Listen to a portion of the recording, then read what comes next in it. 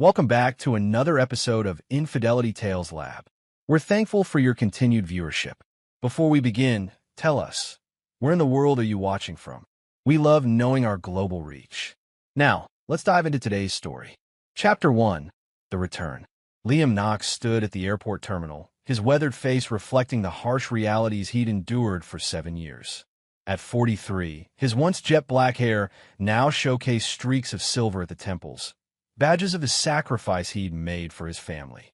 The international construction company had offered him a fortune to oversee their most dangerous projects in war-torn regions across the Middle East and Africa, a position nobody wanted.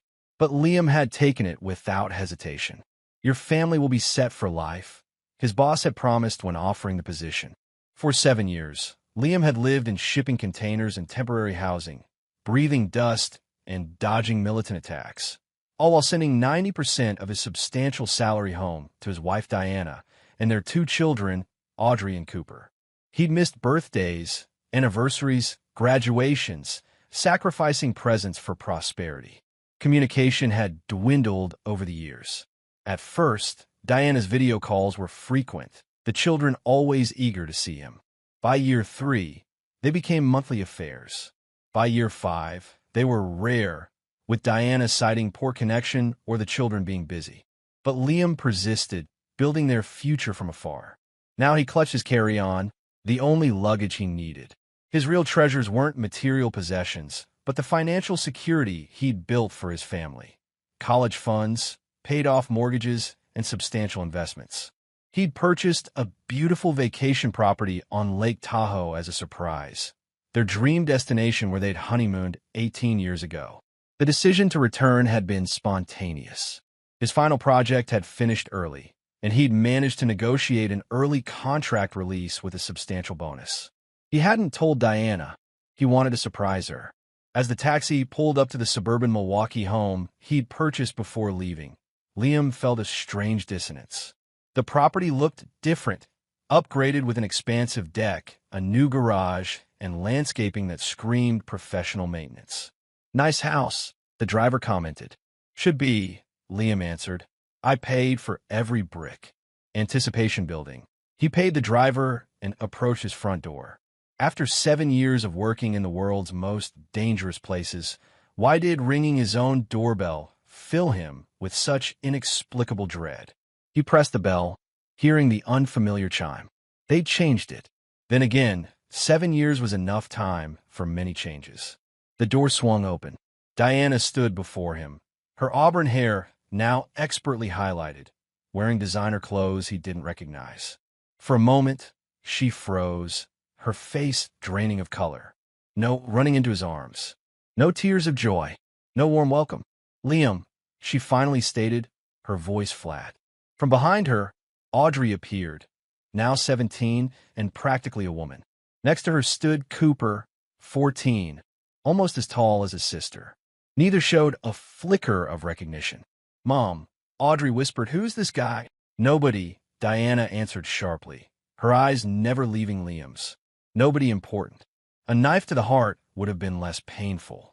"Diana, it's me," Liam said, his voice strong despite the confusion.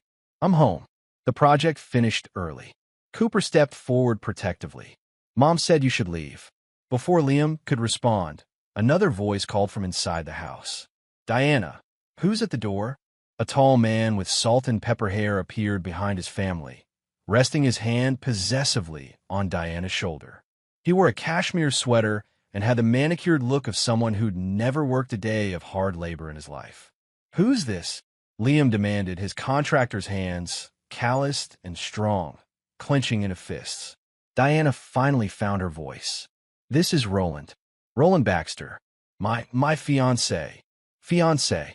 The word felt like acid on Liam's tongue. "We're still married, Diana." Roland's expression shifted from confusion to realization.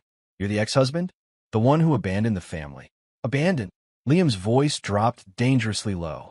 "I've been working overseas to support them." "That's not how Diana tells it," Roland replied smoothly. "She said you chose money over family and disappeared years ago." Before Liam could correct this outrageous lie, a car pulled into the driveway. His younger brother Oscar stepped out, expression changing from casual to shock when he spotted Liam. "Well, look who finally crawled back," Oscar called, approaching with a bitter smile. The moneymaker finally failed? Liam stared at his brother, the same brother he'd been sending support payments to for years after Oscar's business had tanked. The same brother who should have been checking on his family while he was away. "Why are you here, Oscar?" Liam asked, his voice calm but deadly. "Sunday dinner," Oscar shrugged. "Roland invited me. He's good like that, takes care of the family. Unlike some people." Behind Oscar, another car arrived. Diana's father, Walter, emerged, his weathered face twisting into a sneer upon seeing Liam. "Why would you show your face now?" Walter spat. "After what you put my daughter through." Liam stood there, surrounded by people he'd sacrificed everything for, all regarding him as an intruder. Even Max, the German shepherd he'd brought home as a puppy before leaving, growled from behind Cooper's legs, not recognizing his original master. In that moment, Liam understood. This wasn't a misunderstanding. This was a complete rewriting of history. He stepped back, his face betraying nothing of the volcanic rage building inside him. "I understand," he said simply. Their relief at his apparent retreat was palpable. "I'll be in touch," he added, turning to leave. "Don't bother," Diana called after him. "We've moved on." Liam walked away without looking back, his mind already shifting from shock to something colder and more calculated. 7 years in conflict zones had taught him many things, including how to identify enemies and plan strategic responses. They had no idea what they'd just awakened. Chapter 2. Revelations. Liam checked into the Grayson Hotel downtown, a modest establishment where he could collect his thoughts. The spacious suite felt empty compared to the shipping container that had been his home for years. But at least here, he could think clearly. His phone buzzed, a text from Bernard Whitfield, his financial advisor and one of the few people who had kept in regular contact during his overseas stint. "Heard you're back in town. Need to talk ASAP. My office tomorrow, 9 a.m. Bernard was more than just a financial advisor. He was the closest thing Liam had to a friend. They'd served together in the Marines before civilian life, and when Liam had started making serious money on dangerous overseas projects, Bernard was the one he trusted to manage it. The next morning, Bernard's expression was grim when Liam entered his downtown office. "You didn't tell me you were coming back early," Bernard said, bypassing pleasantries. "It was supposed to be a surprise," Liam replied flatly. Bernard sighed, sliding a thick folder across his desk. "Then I guess we're both full of surprises today." For the next hour, Bernard laid out what he'd discovered. Diana had been systematically draining their accounts for years. Not all at once, Bernard would have noticed that, but gradually transferring money to private accounts and making substantial cash withdrawals. "I suspected something was off about 2 years ago," Bernard explained. "The withdrawal patterns changed. But legally, she had access. You made sure of that." Liam nodded numbly. "How much?" "About 30% of what you sent home. The good news is, I managed to secure the majority in investments she couldn't touch due to the paperwork we set up." Bernard hesitated before continuing. "There's more. I hired a private investigator 6 months ago." "You what?" Something felt wrong, Liam. The way she dodged questions about investment priorities during our quarterly calls. "I've been managing money for 20 years. I know when someone's hiding something." The PI's report was comprehensive. Diana and Roland had been involved for nearly 5 years. Roland, a real estate developer with a string of failed ventures, had met Diana at a charity function. Within months, they were involved. By year 2, he had moved his things into the house when the children were at school, leaving before they returned home. By year 3, he had essentially taken Liam's place, attending school functions and family events. Most damning were the conversations the PI had recorded. Diana and Roland laughing about the sucker overseas who kept sending money while Roland enjoyed his wife and home. "I'm sorry," Bernard said quietly. "If I'd known earlier." Liam shook his head. "Not your fault." "There's one more thing," Bernard added reluctantly. "Your brother Oscar has been part of this too. He's been working for Roland's company for the past 4 years, despite the monthly support payments you've been sending him." The betrayal was complete. Diana, Roland, Oscar, possibly even his children, all benefiting from his sacrifice while erasing him from their lives. "What are you going to do?" Bernard asked, concerned by Liam's eerie calm. "First, I need a complete picture," Liam answered. "Diana filed for divorce 3 years ago, used abandonment as grounds. But I never received any paperwork." Bernard's expression darkened. "They used your overseas address, knowing mail delivery was unreliable in conflict zones. When you didn't respond, they proceeded with a default judgment. So legally, you're divorced. But the financial settlement is still pending. Diana's lawyer has been pushing for the court to liquidate everything, including your protected investments." Liam nodded slowly. "Who's her lawyer?" "Guy named Philip Thornton." "Thornton," Liam repeated, memorizing the name. "And Roland's business?" "Baxter Development Group. They've been buying up properties on the north side. Nothing spectacular, but they've secured some interesting zoning variances recently." Liam stood, his decision made. "I need you to do something for me, Bernard. Liquidate $5 million from my overseas accounts. I want cash, bearer bonds, and gold, untraceable. And I need a secure location to store it." Bernard's eyebrows shot up. "Liam, what are you planning?" "Information gathering," Liam replied with a smile that didn't reach his eyes. "Just need operating capital." "This sounds more like war preparation."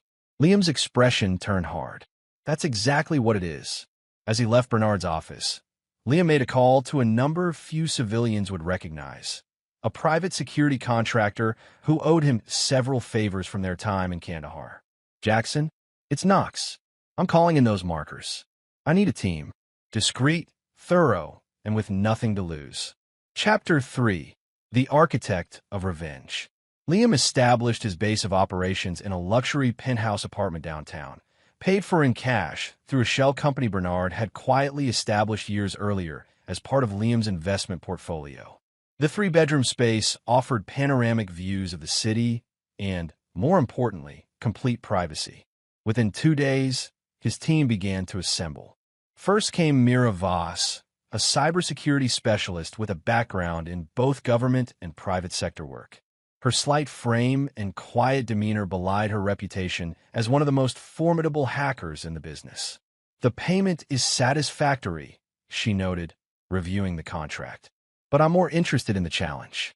Corporate security systems, personal devices, financial records. You're asking for complete digital penetration. Will that be a problem?" Liam asked. Myra's smile was thin. "Not for me. Just making sure you understand what you're purchasing." Next arrived Damon Cross, a former detective forced out of the police department after a controversial shooting. His investigative skills remained sharp, and his network of contact within law enforcement remained intact despite his official status. "Your wife's fiancé," Damon reported after his first day of investigation, "isn't just a small-time developer. Roland Baxter comes from old money that dried up 2 generations ago. He's been trying to rebuild the family fortune through increasingly desperate ventures." "And my brother's involvement?" "Oscar handles community relations, schmoozing with planning commissions, zoning boards, that sort of thing. His previous business failure seems to have been carefully orchestrated. Filed bankruptcy the same month he started working for Baxter, which protected his assets while discharging debts." The final member of Liam's team was Colin Fletcher, a financial forensics specialist who had previously worked for the IRS Criminal Investigation Division. His specialty was following money trails that others wanted hidden. "Your wife's been smart," Colin noted, reviewing Diana's financial activities. "Not smart enough, but careful. The money she siphoned from your accounts has been moving through a series of shell companies before ending up in ventures controlled by Baxter. On paper, she's not directly connected. And Roland's business?" Colin's expression grew serious. "That's where it gets interesting. Baxter Development has been buying properties along the proposed light rail expansion route, properties that mysteriously receive zoning changes just before purchase. The timing suggests insider information." Liam absorbed this information, the pieces falling into place. "My father-in-law, Walter, sits on the City Planning Commission." "Indeed he does," Colin confirmed, "and has voted in favor of every variance requested by Baxter Development." For 3 weeks, Liam's team gathered intelligence, building a comprehensive picture of the elaborate betrayal orchestrated against him. Diana hadn't just taken another lover. She had systematically worked to erase Liam's existence while using his money to finance Roland's business ventures. Oscar hadn't just abandoned his brother. He had actively participated in the scheme, using his connections to facilitate Roland's property deals while continuing to accept Liam's financial support. Walter hadn't just sided with his daughter. He had abused his position on the Planning Commission to provide insider information about the city's development plans, allowing Roland to purchase properties that would skyrocket in value once the light rail project was announced publicly. Even more painful was what Liam discovered about his children. Myra's digital surveillance revealed text messages showing that Audrey and Cooper had been coached on what to say when Liam returned. "Just pretend you don't remember him," Diana had instructed. "It'll be easier that way."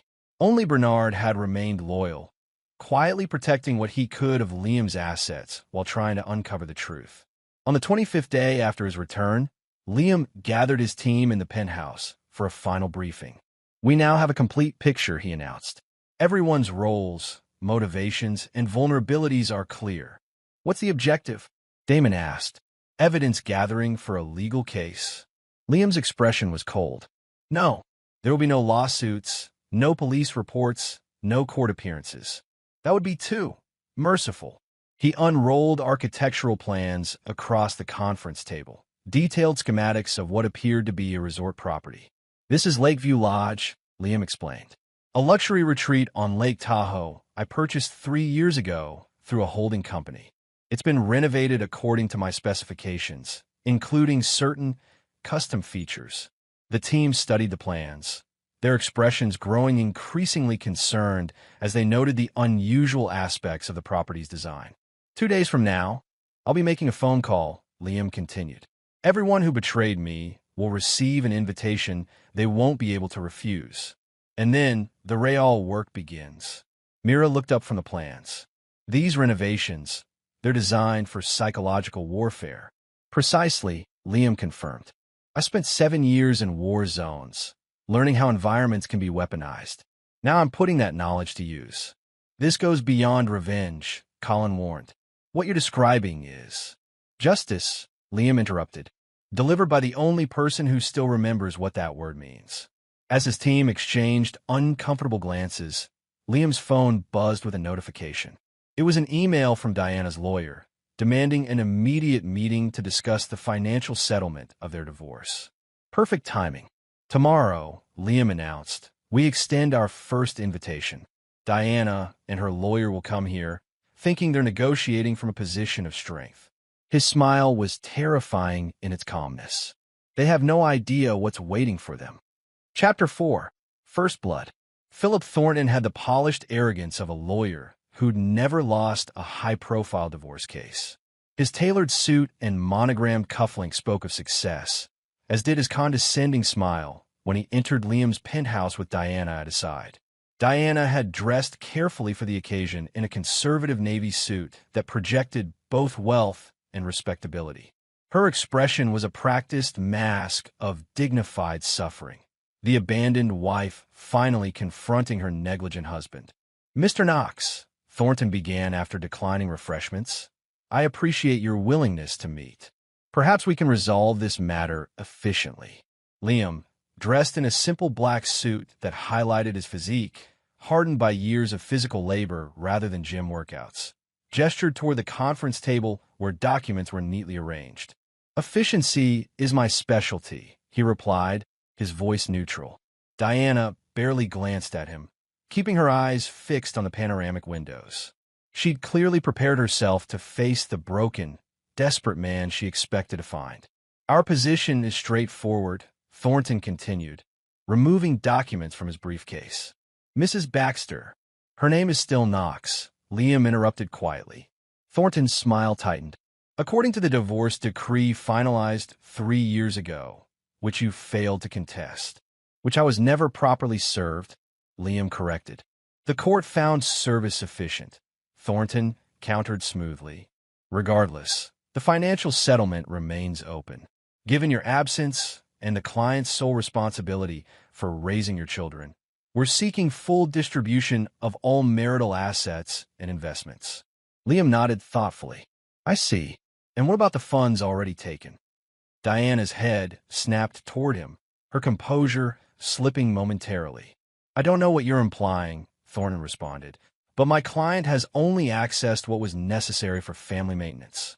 Liam smiled, sliding a folder across the table. Would family maintenance include $2.4 million transferred to Baxter Development Group over the past 4 years? The color drained from Diana's face. Thornton recovered quickly. Any business investments Mrs. Knox made were within her rights as... Let me be clear, Liam interrupted, his voice still eerily calm.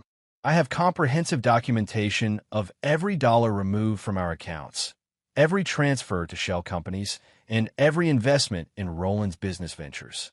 I also have documented evidence of insider trading related to the light rail project, facilitated by my father-in-law's position on the Planning Commission. Diana found her voice at last. You're bluffing. In response, Liam pressed a button on a remote. The large television screen on the wall illuminated, showing footage of Diana and Roland in intimate moments, interspersed with recordings of their conversations about using Liam's money. I've been gathering evidence for 3 weeks, Liam explained as Diana stared at the screen in horror. My team is quite thorough. Thornton attempted to regain control.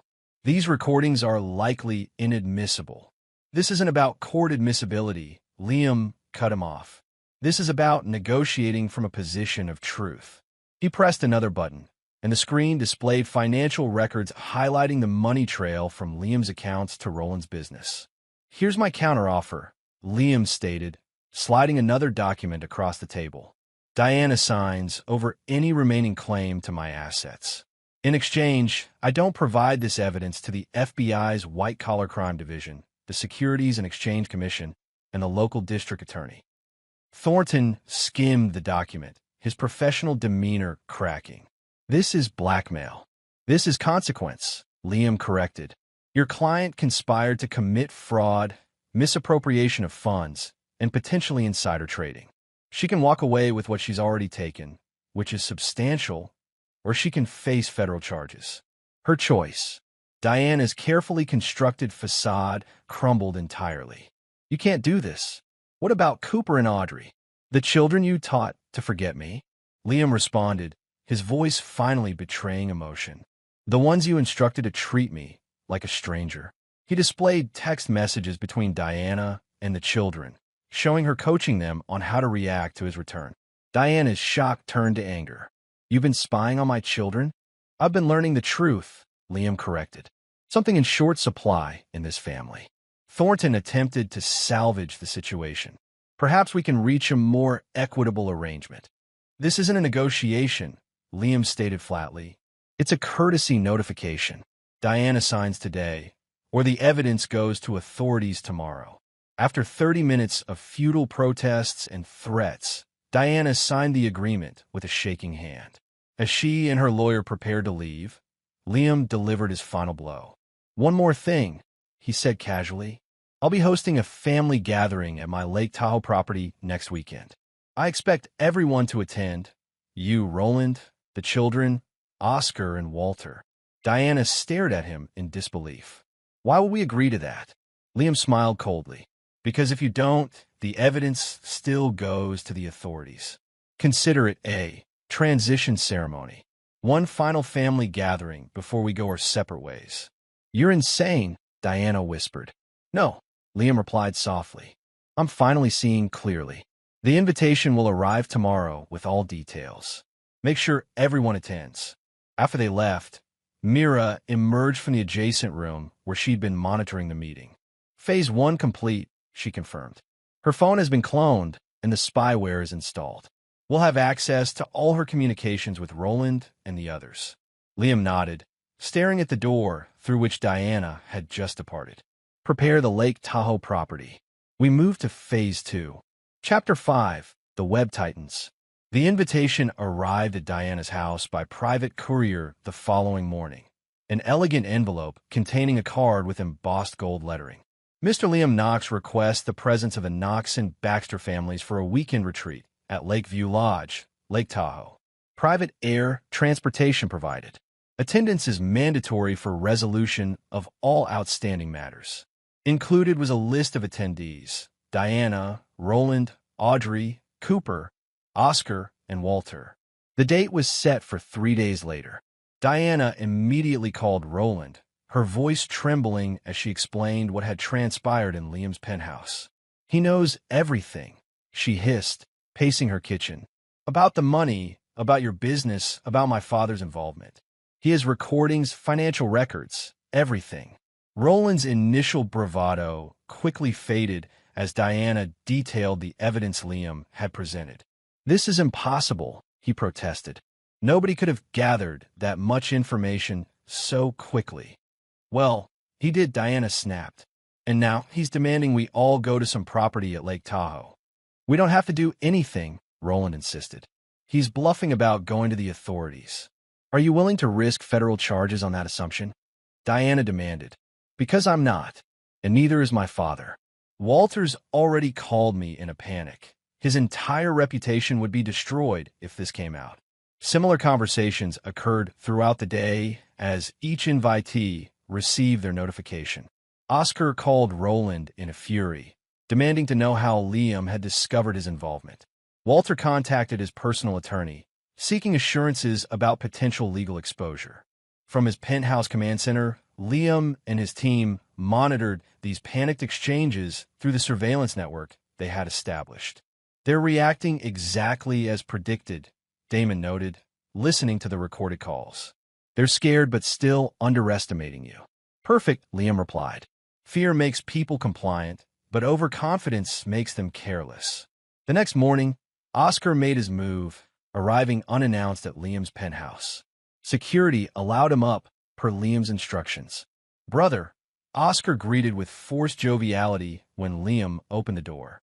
"We need to talk." Liam gestured him inside without warmth. "By all means." Oscar whistled, taking in a luxury apartment. "Nice place. Different from those shipping containers you mentioned in your emails." "I saved my money," Liam replied simply. "Something you might have considered." Oscar's friendly demeanor slipped momentarily before he recovered. "Look, about this Lake Tahoe thing, it's unnecessary. Whatever issues you have with Diana and Roland, they don't involve me." Liam poured himself a whiskey, not offering one to his brother. "Is that what you think?" "I know I should have been more present while you were gone," Oscar admitted, attempting to sound sincere. "But I was dealing with my own problems.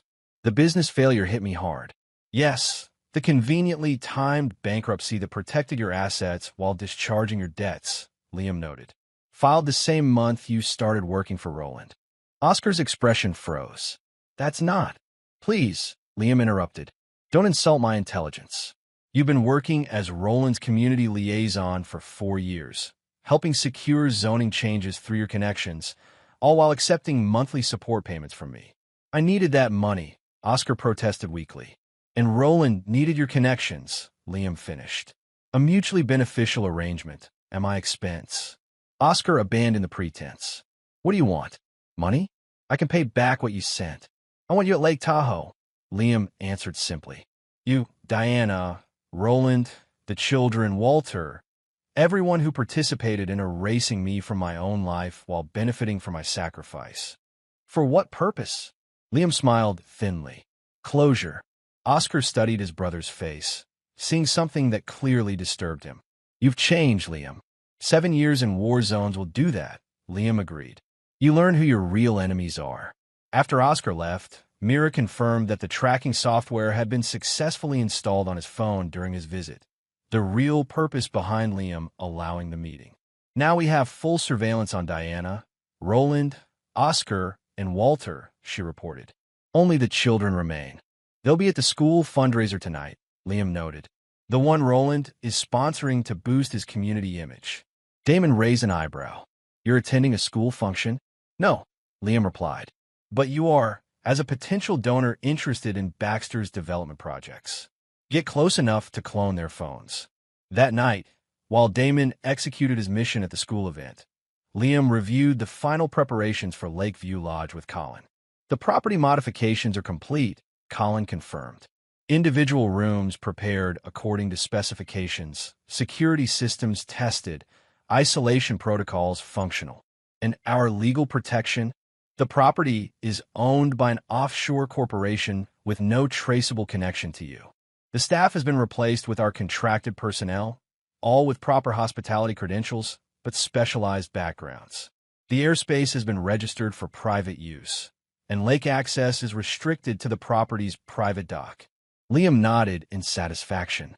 And the psychological profiles? Colin opened 5 detailed dossiers, one for each adult guest. Complete. Diana fears public humiliation above all else. Roland's primary anxiety is financial failure. Oscar cannot stand being perceived as the lesser brother. Walter's reputation in the community is his most prized possession. And the children? Colin hesitated. Audrey and Cooper are victims in this, Liam. They were manipulated. They were participants, Liam corrected coldly. They knew who I was and chose to pretend otherwise. They accepted the narrative that I abandoned them, despite years of video calls and financial support. They're teenagers.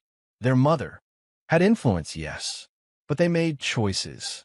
Liam's expression softened slightly. Their rooms are different from the others, less intense. This is about education, not punishment. The following morning, a luxury SUV arrived at Diana's house to transport the family to the private airfield. Similar vehicles collected Oscar and Walter from their respective homes. As the private jet bearing his guests took off, Liam boarded his own aircraft, a military-grade helicopter that would allow him to arrive at Lakeview Lodge well ahead of them. The stage was set. The players were in motion, and Liam Knox, architect of the most meticulously planned revenge in history, allowed himself a brief moment of satisfaction before the real work began. Chapter 6. Welcome to Lakeview Lodge. Lakeview Lodge presented an image of rustic luxury nestled among towering pines at the edge of Lake Tahoe. The main building featured a massive timber frame design with floor-to-ceiling windows overlooking the crystal-clear waters. 5 private guest cabins surrounded the main lodge, each offering apparent privacy while remaining within the property's secured perimeter. The 8-acre estate was isolated from neighboring properties by dense forest on 3 sides and the lake on the 4th. A single access road connected to the main highway, while a private dock provided water access. To casual observation, it appeared to be nothing more than an exclusive retreat for the wealthy. Appearances, as Liam knew all too well, could be deceiving. The private jet carrying his guests landed at the small regional airport, where luxury SUVs awaited to transport them the final 30 minutes to the property. Upon arrival, they found the main lodge welcoming, with a roaring fire in the massive stone fireplace and staff members offering refreshments. Liam greeted them in the great room, dressed casually in dark jeans and a charcoal sweater. "Welcome to Lakeview Lodge," he announced. "You're home for the next 3 days." Diana glanced around nervously. "This is unexpected." "I've always appreciated irony," Liam replied. "This property sits not far from where we honeymooned 18 years ago. Remember?" Diana shifted uncomfortably, while Roland maintained a protective stance beside her. The children, Audrey and Cooper, stood awkwardly, clearly uncertain about their role in this strange family gathering. Oscar attempted to break the tension. "Hell of a place, brother. Real estate investment." "Something like that," Liam answered. "Brandon will show you all to your accommodations. We'll gather for dinner at 7. Brandon, a former military operative now posing as the lodge manager, led the group to their assigned cabins. Each had been carefully prepared according to Liam's specifications. Diana and Roland were given the blue pine cabin, decorated with subtle reminders of Liam's presence during their marriage. Family photos he'd sent from overseas were artfully displayed on walls and shelves, while the sound system had been programmed to occasionally play snippets of Diana's voice from recorded video calls, praising Liam's sacrifice and promising eternal love. Oscar was assigned the cedar cabin, where financial documents detailing his monthly support payments from Liam had been incorporated into the decor, along with bankruptcy filings that revealed the carefully timed nature of his business failure. Walter took residence in the Aspen cabin, furnished with framed copies of planning commission votes that benefited Baxter Development, alongside financial analyses showing the subsequent property value increases. The children were given the most normal accommodations in Spruce Cabin, though their phones mysteriously stopped working as soon as they crossed the property line, replaced by restricted devices that only allowed communication within the lodge network. As the guests settled in, Mira monitored their reactions from the control room hidden beneath the main lodge. Psychological distress indicators are presenting in all adult subjects, she reported to Liam. Elevated heart rates, increased perspiration, anxiety responses. And the surveillance systems? Fully operational in all cabins. Audio and video feeds are clear. Begin Phase 1 environmental adjustments, Liam instructed. Subtle variations only. Throughout the cabins, nearly imperceptible changes began to take effect. In Diana and Roland's cabin, the temperature fluctuated by 2 degrees in random intervals. In Oscar's space, the lighting dimmed and brightened unpredictably. Walter's cabin featured occasional, barely audible recordings of his most damning planning commission statements. At precisely 7 o'clock, the guests gathered in the main lodge's dining room. The table was set impeccably, with Liam at the head and place cards directing each person to specific seats, strategically positioning Diana directly across from him. "I've taken the liberty of planning the menu," Liam announced as the first course was served. "Each dish represents a location where I worked during my 7 years abroad." The appetizer, a spiced lamb dish, arrived with Liam's casual narration. "This represents Afghanistan, my first overseas post. 18-hour days rebuilding infrastructure destroyed by Taliban forces. I slept in a shipping container that reached 110 degrees during summer days." Diana picked at her food uncomfortably. "Liam, perhaps we should discuss why we're all here." "All in good time," he replied pleasantly. "We have 3 days together. No need to rush." As the main course arrived, a North African fish preparation, Liam continued his travelogue. "This dish comes from my time in Libya. Our compound was attacked 3 times during my stay. During the second attack, I took shrapnel in my left shoulder. The medical facilities were rudimentary." He rolled up his sleeve to reveal a jagged scar. "I was back at work within 48 hours. The project couldn't afford delays." Cooper, who had remained silent until now, suddenly asked, "Did you really get hurt working?" "Many times," Liam answered, meeting his son's eyes directly. "The danger was why the pay was so high, why I could afford to send so much money home." "Mom said you left because you didn't want a family anymore," Audrey interjected. "That you chose money over us." A heavy silence fell over the table. "Is that what you believed?" Liam asked quietly. "It's what we were told," Cooper replied defensively. Liam nodded thoughtfully. "Tomorrow, I'll show you evidence of what actually happened. Tonight, let's simply enjoy our meal." As dessert was served, Roland attempted to assert control. "This property must have cost a fortune. Part of your hidden assets, I presume." "The very ones you've been trying to access through Diana," Liam confirmed pleasantly. "Tomorrow morning at 9, we'll begin our business discussions. I recommend everyone gets a good night's rest." After dinner, the guests retired to their cabins, unsettled by Liam's calm demeanor and cryptic statements. What none realized was that their first night at Lakeview Lodge had been designed as merely an introduction to what awaited them. In the control room, Liam watched the cabin feeds as his guests prepared for bed. "Increase environmental adjustments by 15%, he instructed Mira, and initiate first phase isolation. Throughout the property, subtle changes took effect. Cell service, already weak, disappeared entirely. Internet connections failed. The property's landline telephones registered as functional but routed all calls to Liam's team. By midnight, Lakeview Lodge was completely cut off from the outside world, its occupants unaware that they had entered a psychologically engineered environment from which there would be no easy escape. Damon joined Liam at the monitoring station. "They're all asleep except Diana. She's still trying to get her phone to work." "She won't succeed," Liam replied, watching her frustrated attempts. "By morning, they'll realize communication is impossible. That's when the real work begins. Are you sure about this approach?" Damon asked carefully. There are simpler ways to exact revenge. Liam's expression hardened. I spent 7 years in hell to provide for these people. They spent those same years betraying me, stealing from me, and erasing me from existence. There's nothing simple about what they deserve. He turned back to the monitors, watching Diana finally give up on her phone and climb into bed beside Roland. Tomorrow, Liam promised quietly, they learn what it means to be truly abandoned. Chapter 7. Sins Exposed. Morning at Lakeview Lodge arrived with seemingly perfect tranquility. Sunlight sparkling on the lake, the scent of pine filling the crisp mountain air, breakfast laid out in the main lodge's dining room. Yet beneath this serene surface, anxiety had taken root among the guests.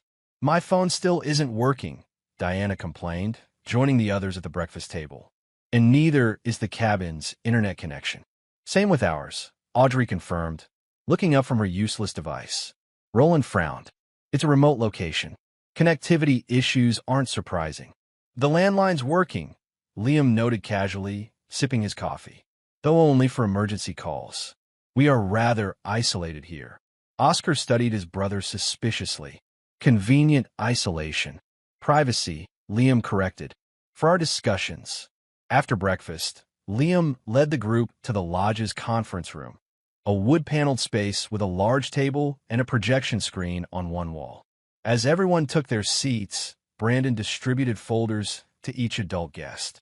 Before we begin, Liam announced, I want to establish a framework for our discussions. Each of you has made choices regarding me and my absence. Today, we'll examine those choices with complete transparency. He activated the projection system, displaying a timeline beginning 7 years earlier with his departure for overseas work. Let's start with the financial arrangements, Liam continued. During my absence, I sent home approximately $12 million in salary and bonuses. Diana had access to our joint accounts, from which she withdrew $4.3 million over 7 years. Diana shifted uncomfortably. I needed to support the family. Indeed, Liam agreed. However, the children's expenses, including private school tuition, extracurricular activities, and health care, totaled less than $1 million during that period.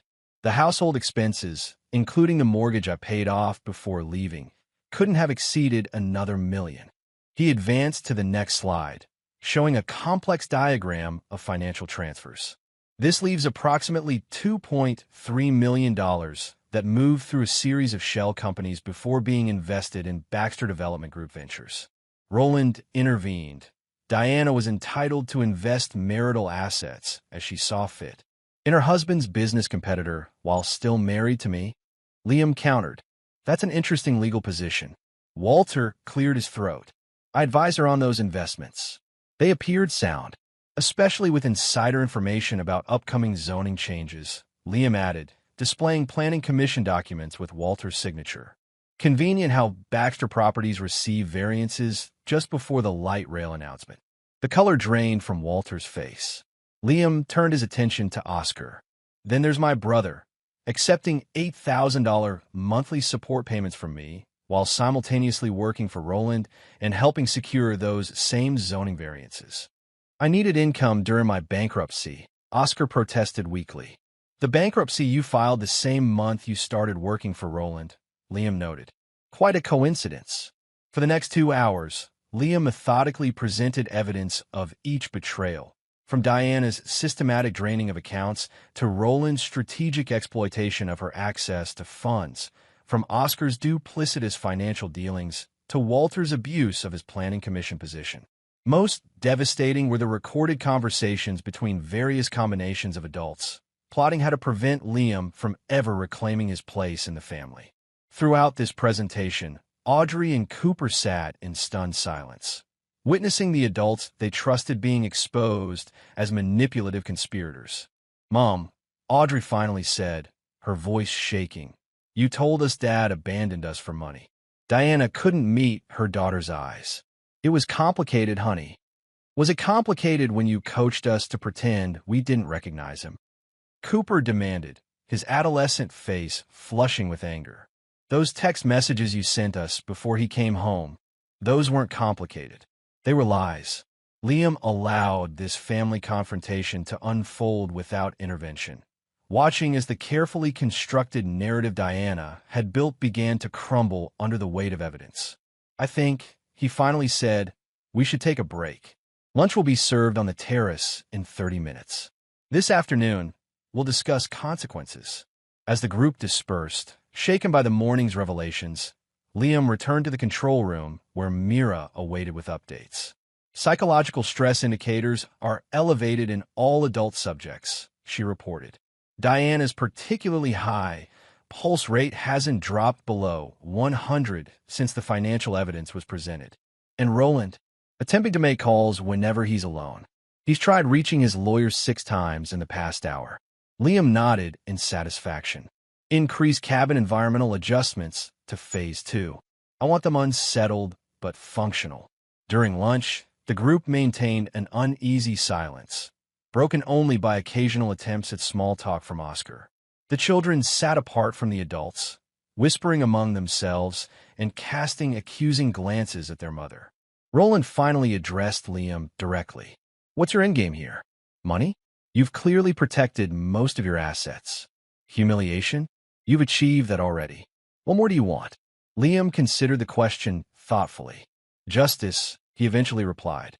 "Proportional response to deliberate harm." "We're talking about a divorce and some poor communication," Roland protested. "Not capital crimes." "Are we?" Liam's voice remained calm. "You systematically erased a man's existence. You stole his identity as husband and father. You rewrote history to villainize him while profiting from his sacrifice. If that happened to you, what would you consider appropriate consequences?" Before Roland could respond, Brandon approached to whisper something in Liam's ear. "It seems we have an unexpected development," Liam announced. "Roland has been attempting to arrange outside intervention. As a result, we'll accelerate our afternoon schedule." He stood, gesturing toward the main lodge. "Everyone inside, please. It's time for individual accountability." The group was led back to the conference room, where the atmosphere had changed dramatically. The lights were dimmer, and the room's temperature had dropped several degrees. On the table before each adult seat lay a single item related to their particular betrayal. Before Diana, printed transcripts of her conversations with Roland, mocking Liam's absence while planning how to access his remaining assets. Before Roland, financial documents revealing how his failing business had been propped up by money stolen from Liam. Before Oscar, bank statements showing support payments from Liam deposited the same days he received commission payments from Roland for securing zoning variances. Before Walter, planning commission votes alongside property purchases by Baxter Development, demonstrating the pattern of insider trading. "Each of you," Liam began, "has a choice to make. Behind your folders are legal documents. Signing them represents accountability and resolution. Refusing means consequences." Diana opened her folder first. "This is insane. You want me to sign over all remaining marital assets and publicly admit to financial fraud?" "I want you to acknowledge what you did," Liam corrected.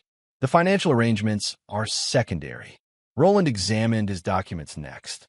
"This would bankrupt me. You're demanding repayment of all funds invested in my company through Diana, plus punitive damages. Funds stolen from me," Liam noted. "With interest." Oscar and Walter found similar agreements tailored to their specific betrayals. Oscar required to repay all support payments with interest, Walter to resign from the Planning Commission and admit his ethical violations. "And if we refuse?" Walter demanded. In response, Liam activated the projection system again. This time, it displayed a comprehensive evidence package prepared for federal prosecutors, detailing conspiracy, fraud, insider trading, and misappropriation of funds. "This information goes to the FBI, SEC, and District Attorney tomorrow morning unless all documents are signed," Liam explained. "I've already provided a preliminary report that's triggered an investigation into the light rail property purchases. This evidence would conclusively link all of you to the conspiracy." "You destroy your children's mother?" Diana challenged. "You destroyed their father," Liam countered without hesitation. "They deserve to know what kind of people raised them." As the adults argued and negotiated, Audrey suddenly stood. "We want to talk to our father," she announced, indicating herself and Cooper. "Alone?" Liam nodded, leading the teenagers to a small study adjacent to the conference room. Once inside, Cooper immediately confronted him. "Did you really send all that money home for us?" "Every month," Liam confirmed, along with letters, emails, and video calls that became increasingly one-sided over time. Audrey's eyes filled with tears. "Mom said you stopped calling because you didn't care anymore." "I never stopped," Liam said quietly. "Eventually, Diana stopped putting you on the calls. Then she stopped taking them altogether." "Why didn't you just come home?" Cooper demanded. "The contract had severe penalties for early termination," Liam explained. "And the final 2 years paid triple the annual salary, money I intended for your college funds." He opened a laptop, accessing files that showed years of communication attempts, financial transfers earmarked for the children's future, and video messages that had never been shared with them. "I'm not blameless," Liam admitted. "I chose distance to provide security. I trusted your mother to maintain our family while I was away. Both were mistakes I'll always regret." Audrey studied him with new awareness. "What happens to Mom if she doesn't sign your papers?" "She faces potential federal charges, along with Roland, your grandfather, and Uncle Oscar." "And what happens to us?" Cooper asked, his young face showing the strain of these revelations. For the first time, Liam's composed facade cracked slightly. "That depends partly on your choices. You're approaching adulthood. You have agency in determining your path forward. Would you want us in your life?" Audrey asked directly. "After we pretended not to know you?" Liam considered his answer carefully. "You were manipulated by adults you trusted. That doesn't erase the hurt, but contextualizes your actions. We could establish a relationship if you wanted that." The siblings exchanged glances, communicating silently in the way only close siblings can. "We need time to think," Cooper finally said. "Take all the time you need," Liam replied. "My door remains open." As they returned to the conference room, they found Diana, Roland, Oscar, and Walter in intense discussion, calculating their limited options. The atmosphere was tense with the recognition that Liam had executed a nearly perfect trap. "We'll need our own legal counsel before signing anything," Roland insisted. "Of course," Liam agreed reasonably. "You're welcome to consult attorneys tomorrow when communication with the outside world resumes. Tonight, you'll have time to consider your positions." He checked his watch. "Dinner will be served at 7. Until then, you're free to enjoy the property. Though I advise staying within the perimeter, the surrounding forest can be treacherous for those unfamiliar with the terrain." As the group dispersed, Liam returned to the control room where his team awaited. "They'll try to leave," Damon predicted. Roland and Oscar already attempted to reach the access road, Mira confirmed, monitoring the property surveillance. They turned back when they realized how dense the forest becomes. Liam nodded, unsurprised. They'll spend the afternoon searching for ways to escape or communicate. By dinner, they'll understand there are none. "Is that ethical?" Colin questioned hesitantly. "Is what they did to me ethical?"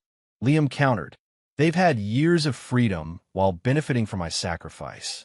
They can endure one night of isolation while contemplating their actions." As predicted, the afternoon saw various escape attempts by the adults. Roland and Oscar tried navigating to the main road, but became disoriented in the woods. Walter attempted to signal passing boats on the lake, only to discover the property's shoreline was designed to be invisible from the water. Diana searched desperately for communication devices, finding none that functioned. Only the children remained in their cabin, processing the day's revelations and discussing their options. By dinner time, a storm had moved across the lake, adding nature's fury to the psychological pressure building within Lakeview Lodge. As lightning flashed and thunder rolled, Liam's guests gathered one final time, their faces showing the strain of recognition that they were truly trapped until Liam decided otherwise. The stage was set for the final act of Liam Knox's meticulously orchestrated revenge. Chapter 8: The Sentence. Dinner that evening was served amid the storm's fury, rain lashing against the lodge's windows while thunder punctuated the tense silence around the table. The elaborate meal went largely untouched as each guest contemplated their precarious position. "I think we've reached the point of decision," Liam announced as dessert was cleared away. "By morning, I'll need your answers regarding the agreements." "This is a legal detention," Roland argued, though his confident tone had faded considerably since their arrival. "Is it?" Liam countered. "You all came voluntarily.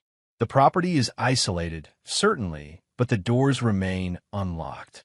You're free to leave, though navigating miles of forest during a storm would be inadvisable." Diana, who had remained quiet through most of dinner, finally spoke. "What happens if we sign? What guarantee do we have that you won't send the evidence to authorities anyway?" "You have my word," Liam replied simply. Oscar laughed bitterly. "Your word? After all this elaborate revenge plotting, you expect us to trust your word?" "I spent 7 years honoring my commitments under the most dangerous conditions imaginable," Liam stated, his voice hardening. "I said I would provide for my family, and I did, beyond what most men could offer. Every promise I made, I kept." He looked around the table, meeting each adult's eyes in turn. "Which of you can say the same?" The silence that followed was answer enough. "You have until breakfast to decide," Liam concluded, standing from the table. "Choose wisely." As the group dispersed for what promised to be a sleepless night, Liam intercepted Audrey and Cooper. "A moment, please." He led them to his private study, a warm space filled with books and a crackling fire that offered refuge from the storm outside. "I wanted to give you these," he said, handing each teenager a small flash drive. "They contain videos and messages I sent over the years. Things your mother never shared with you." Cooper turned the drive over in his hand. "Why now?" "Because regardless of what happens tomorrow, you deserve the truth," Liam answered. "Not my version or your mother's version, but the objective reality of what transpired." "And what about us?" Audrey asked. "Are we part of your revenge plan too?" Liam's expression softened. "No, you're both victims of the adults' choices, mine included. The agreements I've prepared include provisions for your future, regardless of your relationship with me." "What kind of provisions?" Cooper asked suspiciously. "College funds, independent of Diana or Roland's finances. Housing allowances when you're ready. Career mentorship if you want it." Liam paused. "No strings attached. No obligation to maintain contact with me if that's not what you want." Audrey studied him carefully. "Why would you do that after how we treated you?" "Because that's what a father does," Liam answered simply. "Protects his children's future, even when it's difficult, even when it hurts." For the first time since his return, tears formed in Liam's eyes, quickly blinked away, but noticed by both teenagers. "Get some rest," he said, composing himself. "Tomorrow will be challenging for everyone." Throughout the night, Liam's team monitored the cabins, tracking each occupant's activities. Diana and Roland argued bitterly, blame shifting between them as they recognized the inevitability of their defeat. Oscar attempted to draft alternative proposals, searching desperately for leverage that didn't exist. Walter made peace with his fate, recognizing that his reputation, the thing he valued most, was already compromised. Only the children slept soundly, unburdened by the guilty consciences that plagued the adults. Morning arrived with clear skies and calm waters, the storm having passed both literally and metaphorically. As breakfast was served, Liam noted the resigned expressions on the adults' faces. "Your decisions?" he inquired after coffee had been poured. One by one, they capitulated. Diana signed the agreement, surrendering all claims to Liam's assets and acknowledging her financial misdeeds. Roland committed to repaying the misappropriated funds, effectively bankrupting his over-leveraged business. Oscar accepted responsibility for his duplicity and the required restitution. Walter agreed to resign from the Planning Commission with a statement acknowledging ethical violations. "Wise choices," Liam commented, collecting the signed documents. "Brandon will return your phones and restore communications. Vehicles are waiting to transport you to the airport whenever you're ready to depart." "That's it?" Diana asked incredulously. "After all this, we just leave?" "What did you expect?" Liam inquired. "Physical retribution? Prolonged suffering?" "I'm not a monster, Diana. I simply wanted accountability." Roland, never one to accept defeat gracefully, attempted one final assertion of control. You've had your victory knocks. But remember, you've been gone 7 years. We've been raising your children. That bond doesn't disappear because of some paperwork and dramatic revelations. Liam's expression remained neutral. You're right. Which is why the final decision remains with Audrey and Cooper. He turned to his children. You've heard and seen everything. You've had time to consider your options. The choice of where and with whom you live going forward is yours alone. Diana's confidence faltered. They're minors. Legally, I've prepared emancipation documents for both. Should they choose that path, Liam interrupted. The family court judge who reviewed the evidence of your manipulation was quite sympathetic to granting them decision-making authority. All eyes turned to the teenagers, who exchanged a silent glance before Audrey spoke for both. We need time, she said firmly, away from all of you, to sort through what's real and what isn't. Cooper nodded in agreement. We're going to stay with Grandma Jenkins for a while. Diana's mother, who had never approved of how her daughter had handled the separation, had evidently offered a neutral sanctuary. Liam accepted this with dignity. A wise decision. Take all the time you need. Within 2 hours, the property began to empty. Diana and Roland departed first, stone-faced and separate, their relationship already fracturing under the strain of mutual recrimination. Oscar and Walter followed shortly after, both avoiding eye contact with Liam as they entered their respective vehicles. The children were the last to leave, pausing to speak with Liam privately before their departure. Will you still be here? Cooper asked hesitantly. When we're ready to talk. I'll be wherever you need me to be, Liam promised. On your timeline, not mine. After they left, Liam stood on the lodge's deck overlooking the lake, experiencing not the satisfaction he had anticipated, but a complex mixture of vindication and loss. Mira joined him, the team's work now complete. Was it worth it? She asked. Liam considered the question carefully.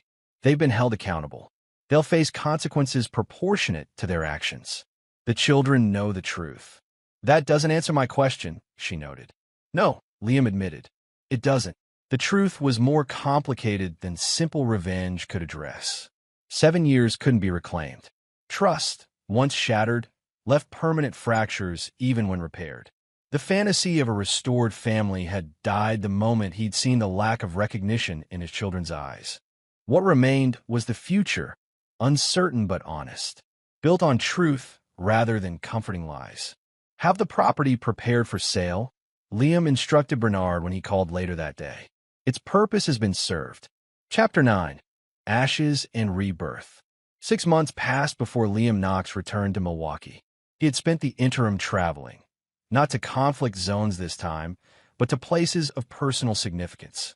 His childhood hometown in Oregon, the base in North Carolina where he'd first met Bernard during their Marine service, the small Caribbean island where he'd once promised himself he'd retire when his work was done. Through it all, he maintained minimal contact with the world he'd left behind. Bernard provided occasional updates on the consequences unfolding in his absence. Diana and Roland had separated, their relationship unable to withstand the financial collapse of Baxter Development and the public humiliation that followed. Roland had declared bankruptcy, his investors abandoning him after learning of his unethical financing methods. Oscar had sold his home to repay Liam and moved to Arizona, seeking a fresh start away from the reputation he'd earned. Walter had resigned from the Planning Commission amid a quiet ethics investigation, his standing in the community permanently diminished. The children had remained with Diana's mother, attending therapy and rebuilding their sense of reality after years of manipulation. They occasionally sent brief messages to Liam, not ready for direct contact, but maintaining a tenuous connection. When Liam finally returned to Milwaukee, it was to a luxury apartment downtown. Not the penthouse command center, but a simpler space overlooking the river. His revenge completed, he had no need for elaborate surveillance or strategic positioning. His first visitor was Bernard, arriving with the final accounting of Liam's financial empire, now secured against further attempts at misappropriation. You could retire comfortably, Bernard noted, reviewing the figures. Never work another day if you didn't want to. Liam shook his head. Idleness doesn't suit me. Then what's next?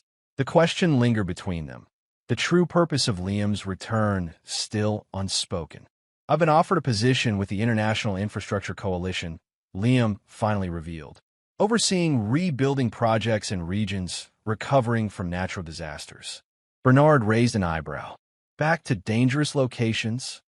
"Challenging ones," Liam corrected, "but with better accommodations than shipping containers."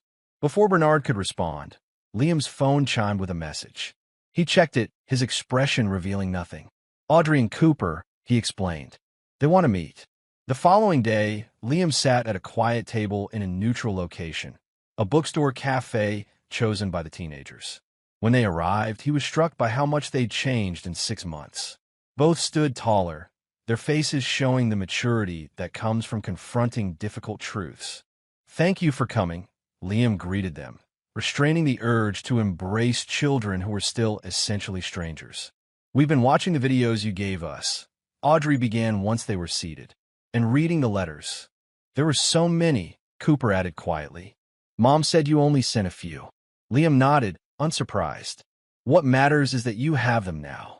For nearly 2 hours, they talked, tentatively at first, then with increasing openness. The teenagers shared their experiences since Lake Tahoe, the therapy that was helping them process years of manipulation, their cautious reconnection with Diana under their grandmother's watchful supervision.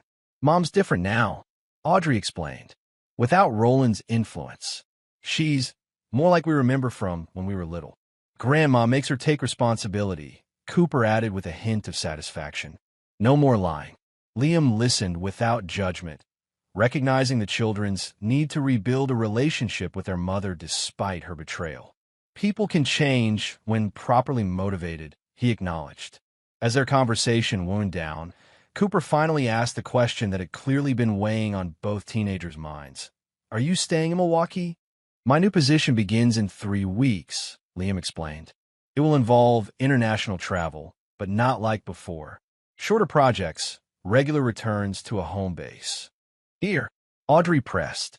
Liam studied his children carefully. "That depends partly on you. There's nothing keeping me in Milwaukee except the possibility of knowing you both."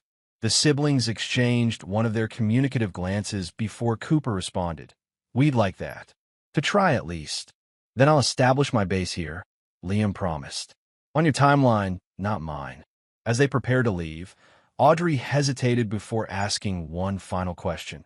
"Do you hate Mom for what she did?" Liam considered this carefully. "Hate requires continued investment in someone else's significance. Diana no longer holds that place in my life." "That's not really an answer," Cooper observed with surprising insight. "No," Liam acknowledged with a small smile. "It's not." The truth was more nuanced than he could express to his children. He didn't hate Diana. Hatred would imply ongoing emotional engagement. What he felt was something colder and more final, the complete excision of someone who had once been central to his existence. In the weeks that followed, Liam established a new rhythm to his life. He prepared for his upcoming position while creating space in his schedule for regular contact with Audrey and Cooper. They began with supervised visits, gradually progressing to day trips and eventually weekends at his apartment. Diana remained peripheral to this developing relationship, not directly oppositional, but maintaining cautious distance. The divorce settlement had left her financially secure but humbled, her social standing diminished by the revelations about her conduct. 2 days before Liam was scheduled to depart for his first international assignment, he received an unexpected visitor. Diana stood at his apartment door, her appearance markedly different from their last encounter. Gone were the designer clothes and perfect styling, replaced by simpler attire and a face that showed the strain of recent months. "May I come in?" she asked, her voice lacking its former confidence. Liam stepped aside wordlessly, allowing her entry but not offering refreshment. The gesture was clear. She was permitted presence, but not hospitality. "The children tell me you're leaving again," Diana began, standing awkwardly in his minimalist living room. A 2-week assessment in the Philippines, Liam confirmed, followed by regular returns to Milwaukee. Diana nodded, seemingly relieved. "That's good. For them. Why are you here, Diana?" She took a deep breath. to acknowledge what I did. Properly. Not under coercion or threat, but voluntarily. I don't need your acknowledgement, Liam replied coldly. The legal documents covered everything necessary. This isn't for you, Diana countered with unexpected directness. It's for me. My therapist says I can't move forward without taking full. For several minutes, she spoke without interruption, detailing her gradual slide from lonely wife to active conspirator, her initial rationalization that the children needed stability more than distant financial support, her eventual embrace of the freedom and wealth Liam's absence provided without the inconvenience of his participation. I rewrote our history to justify my choices, she concluded. Then I taught that false narrative to our children until they believed it completely. Throughout this confession, Liam's expression remained impassive. When Diana finally fell silent, he asked simply, "Is that all?" His coldness seemed to wound her more than anger would have. "You'll never forgive me, will you?" "No," Liam confirmed without hesitation. "Forgiveness implies a continued relationship. Ours ended the moment you taught our children I was nobody."